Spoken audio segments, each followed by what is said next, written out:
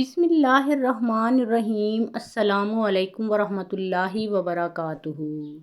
حضور نبی کریم صلی اللہ علیہ وآلہ وسلم کو وصال فرمائے سالہ سال گزر چکے تھے، لیکن مدینہ منورہ کے ایک صاحب رسول حضور نبی کریم صلی اللہ علیہ وآلہ وسلم کی یادوں کو اپنے سینے میں اس طرح بسائے ہوئے تھے کہ ان کو کبھی ایک لمحہ کے لیے بھی اپنی زندگی کے وہ لیل و نہار نہیں بھولتے تھے جو انہوں نے نبی رحمت صلی اللہ علیہ وآلہ وسلم کی خدمت اقدس میں گزارے تھے۔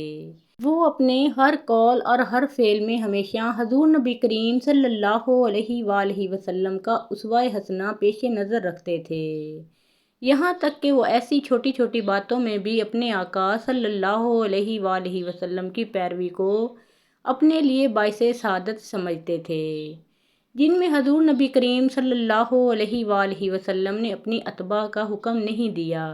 ایک مرتبہ ان کے ایک شاگرد ملاقات کے لیے حاضر ہوئے تو باہمہ جلالت قدر انہوں نے خود آگے بڑھ کر شاگرد رشید کو سلام کیا اور ان کا ہاتھ اپنے ہاتھ میں پکڑ کر خوب ہنسے۔ پھر ان سے فرمایا، جانتے ہو میں نے ایسا کیوں کیا؟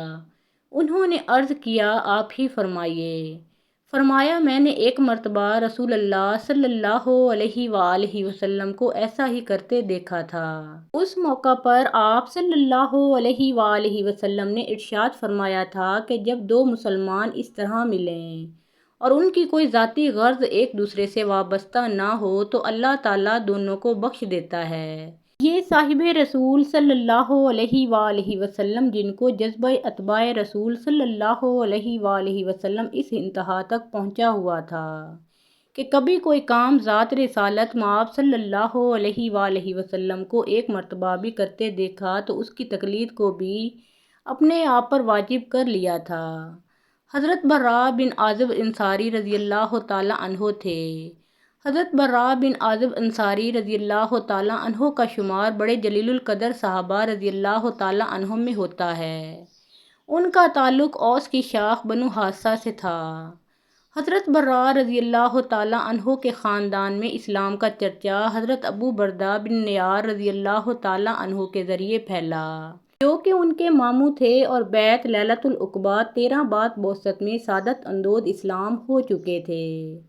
انہوں نے بدر، احد، احزاب اور دوسرے غزوات نبوی صلی اللہ علیہ وآلہ وسلم میں جان بازانہ شرکت کی اور عظیم المرتبت صحابہ میں شمار ہوئے۔ انہی کے اثر اور تبلیغ کی بدولت حضرت براء رضی اللہ تعالیٰ عنہ کے والد عازب بن حارث رضی اللہ تعالیٰ عنہ بھی شرف اسلام اور صحابیت سے بہرہ ہوئے۔ صحیح بخاری کی ایک روایت سے معلوم ہوتا ہے کہ حضرت عازب رضی اللہ تعالیٰ عنہ کو ذات رسالت مآب صلی اللہ علیہ وآلہ وسلم سے والہانہ عقیدت و محبت تھی۔ اس روایت میں ہے کہ ایک مرتبہ حضرت ابو بکر صدیق رضی اللہ تعالیٰ عنہ نے حضرت عازب رضی اللہ تعالیٰ عنہ سے اونٹ کا پالان خریدا اور ان سے فرمایا کہ یہ پالان اپنے بیٹے سے اٹھوا کر میرے گھر بھیج دیجیے۔ حضرت عازب رضی اللہ تعالیٰ عنہ نے عرض کیا، اے رسول اللہ صلی اللہ علیہ وآلہ وسلم کے رفیق غار، مہربانی فرما کر پہلے ہجرت کا قصہ سنائیے، اس کے بعد ہی میں آپ کو جانے دوں گا۔ حضرت ابو بکر صدیق رضی اللہ تعالیٰ عنہ ان کا اشتیاق دیکھ کر متبسم ہو گئے اور بڑے لطف و انبساط کے ساتھ ہجرت کا واقعہ تفصیل کے ساتھ بیان کیا۔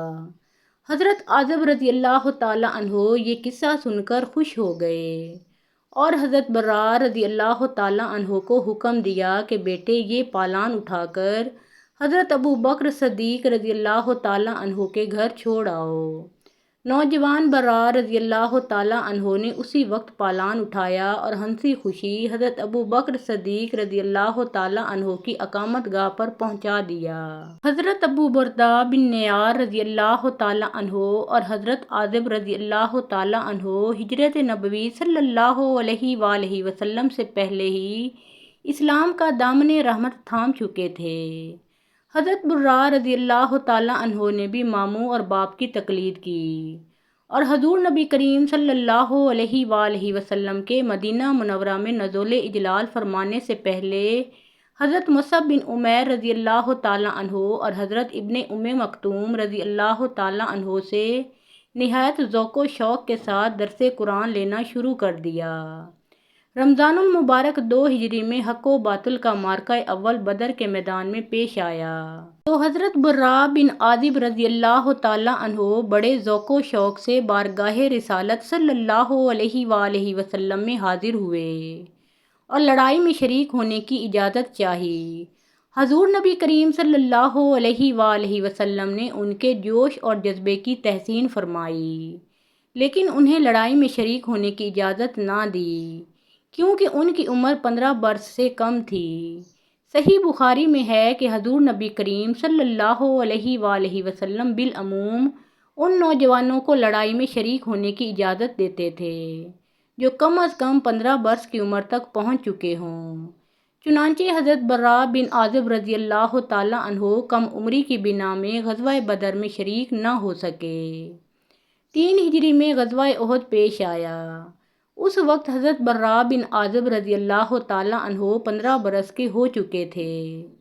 بڑے جوش اور جذبے کے ساتھ لڑائی میں شریک ہوئے اور انہوں نے خوب داد شجاعت حاصل کی۔ 5 ہجری میں سارے عرب کے دشمنان حق نے متحد ہو کر مدینہ منورہ پر دھاوا بول دیا، تاہم اہل حق نے خندق کھود کر بڑی ثابت قدمی سے اپنا دفاع کیا۔ اس پرآشوب زمانے میں خاص مدینہ منورہ کے اندر یہودی بنی قریظہ نے مسلمانوں کی پشت میں خنجر کھونپنے کا منصوبہ بنایا۔ اہل حق کے لیے یہ نہایت سخت آزمائش تھی، لیکن ان کے دلوں میں تو شوق شہادت کے شعلے بھڑک رہے تھے۔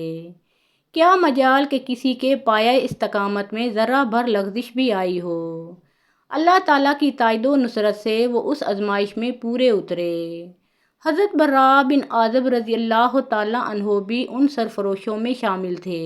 وہ شروع سے اخیر تک بڑی سرگرمی سے لڑائی میں شریک رہے اور دوسرے مسلمانوں کی طرح محصوری کے تمام مصائب خندہ پیشانی سے برداشت کیے۔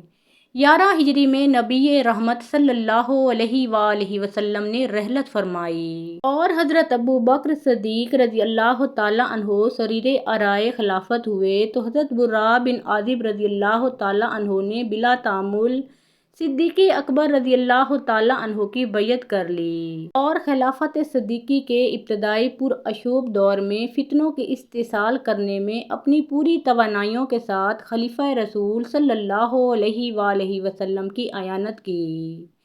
فتنہ ارتداد کے خاتمے کے بعد شام اور ایران سے معرکہ آرائیوں کا آغاز ہوا تو حضرت برا بن عازب رضی اللہ تعالیٰ عنہ بھی میدان جہاد میں پہنچ گئے۔ اس وقت ان کی عمر 25 برس کے لگ بھگ تھی اور سینے میں شوق شہادت کے شعلے بھڑک رہے تھے۔ حضرت ابو بکر صدیق رضی اللہ تعالیٰ عنہ اور حضرت عمر فاروق رضی اللہ تعالیٰ عنہ کے دور خلافت کے کئی معرکوں میں انہوں نے سرفروشانہ حصہ لیا۔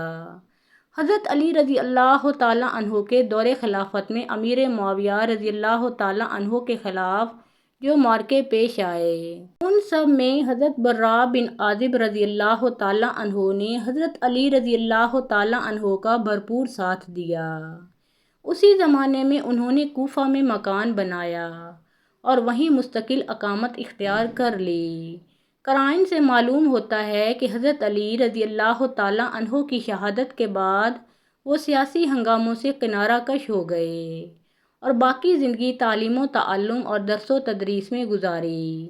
ابن سعد رحمۃ اللہ علیہ کا بیان ہے کہ حضرت برا بن عازب رضی اللہ تعالیٰ عنہ کی انگلی میں سونے کی انگوٹھی ہوا کرتی تھی۔ لوگوں نے جب اس پر اعتراض کیا تو انہوں نے فرمایا کہ یہ انگوٹھی میں صرف اس لیے پہنتا ہوں کہ یہ مجھے رسول اللہ صلی اللہ علیہ وآلہ وسلم نے اپنے دستے مبارک سے پہنائی تھی۔ اس کا واقعہ یہ ہے کہ ایک مرتبہ آپ صلی اللہ علیہ وآلہ وسلم نے مال غنیمت تقسیم فرمایا، صرف یہ انگوٹھی تقسیم ہونے سے رہ گئی۔ آپ صلی اللہ علیہ وآلہ وسلم نے ادھر ادھر نظر دوڑائی، پھر مجھے بلا کر فرمایا، لو اس کو پہنو، یہ اللہ اور اللہ کے رسول نے تمہیں پہنائی ہے۔ اب تم سوچو کہ جو چیز اللہ اور اللہ کے رسول صلی اللہ علیہ وآلہ وسلم نے مجھے پہنائی ہو، میں اس کو کیسے اتار سکتا ہوں؟ 73 ہجری میں عمر کی 85 منزلیں طے کر چکے تو پیغام اجل آ پہنچا اور اپنے وقت کے اس رجل عظیم نے کوفہ ہی میں اپنی جان آفرین کے سپرد کر دی۔ اللہ تعالیٰ کی ان پر بے شمار رحمتیں نازل ہوں۔